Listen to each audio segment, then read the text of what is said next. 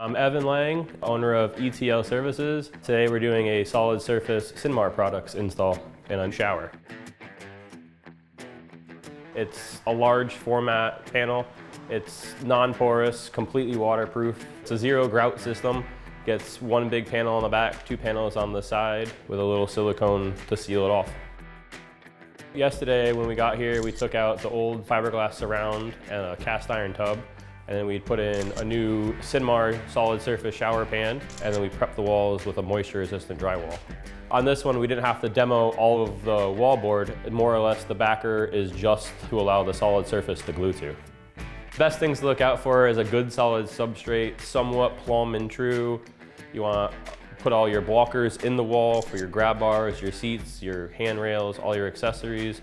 The solid surface won't support that, so you definitely want to make sure your back product's solid. We get our precision from templating everything. We take a piece of 1/4 inch plywood, rip it down into a 2.5 inch strip, and hot glue them as a full template to the wall. So that'll tell us the whole story on what that wall is doing, whether it's a trapezoid or the ins and outs of it.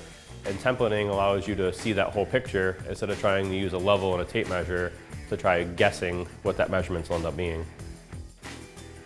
When we do the bottom across the shower pan, we'll just take the template strip, put that along the bottom, and then that way we can scribe that bottom template strip to the shower pan. So whether it's pitched to the right or a center drain, that will tell you the whole story and allow you to get that nice, tight, clean edge to the panel.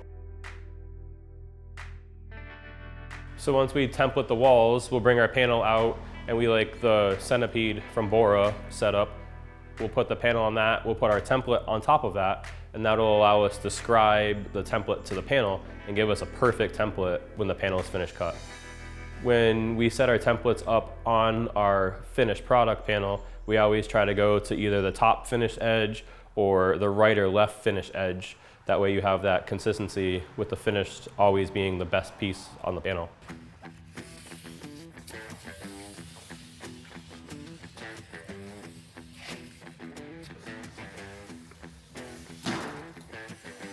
In this case, we just use a regular 5-inch angle grinder with a diamond blade on it. And I've done enough of these now where we just freehand right to that pencil line.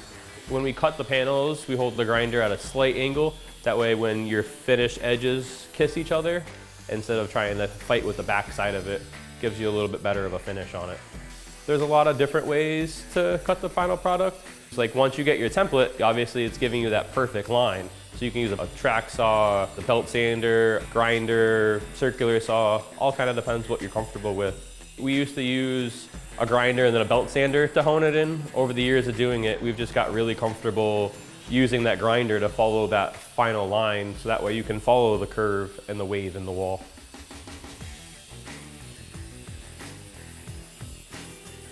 You have to be careful moving the panel. They're very fragile from horizontal to vertical. So we've actually like the Grabo branded vacuum suction cups. They never shut off. It's not like the traditional pump ones that you could lose vacuum on it. As long as it's running, it's there. So we're always very ginger carrying them, moving them. Today we installed the back panel first, just strictly for aesthetics. The back panel, you hide the illusion of that corner seam the way the two side panels come into it. And we just silicone it to the wall with 100% silicone, roughly golf ball sized dollops every 6 to 8 inches. Typical shower uses roughly 12 to 15 tubes of silicone. So over the years, we've learned to go with a power battery operated gun. It just helps speed the process up a little bit and doesn't kill your arms by the end of the day. Once we do all the golf ball sized dollops on the panel, we end up going across the bottom with a bead of silicone. That gives it that final connection where the most crucial point of the whole system works. The back panel is always the tricky one because it's normally the full size. In this case, the shower towed in a little bit at the curb. So you gotta fight with that, you gotta fight with the shower valve. It's definitely a learning curve.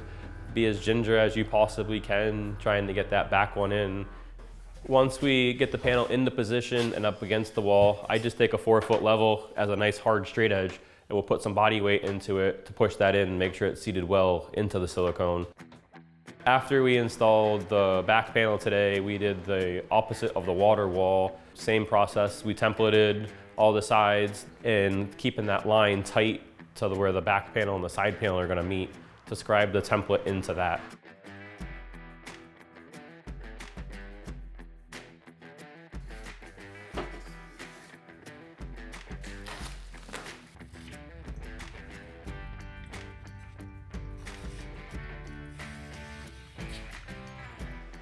So we're going to note our start. Most of the time it's the two side panels that you have to play with to get them to scribe into that back panel to get that nice tight fit.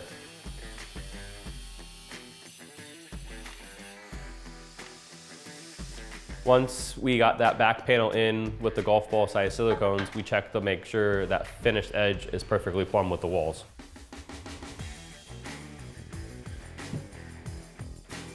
The third wall in this alcove shower was the water wall, and that one we templated the same as the other two.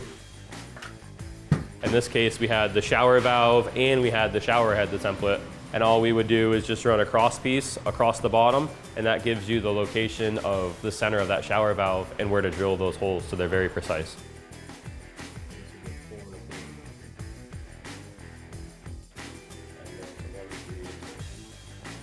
Once we get those lines marked out on a finished panel, we go with a regular hole saw, bimetal. In our case, we do a ton of these. We've invested into diamond tipped blades. We always drill the center crosshair with the pilot bit, and then we'll come back and put on the hole saw so we have that perfect hole.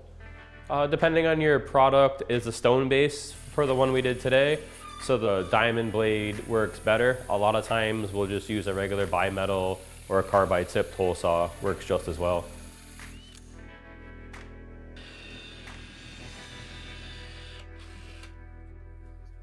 When we went to install this panel, we end up taking out the test plug where the shower head's gonna go. Just eliminates one more thing to fight with.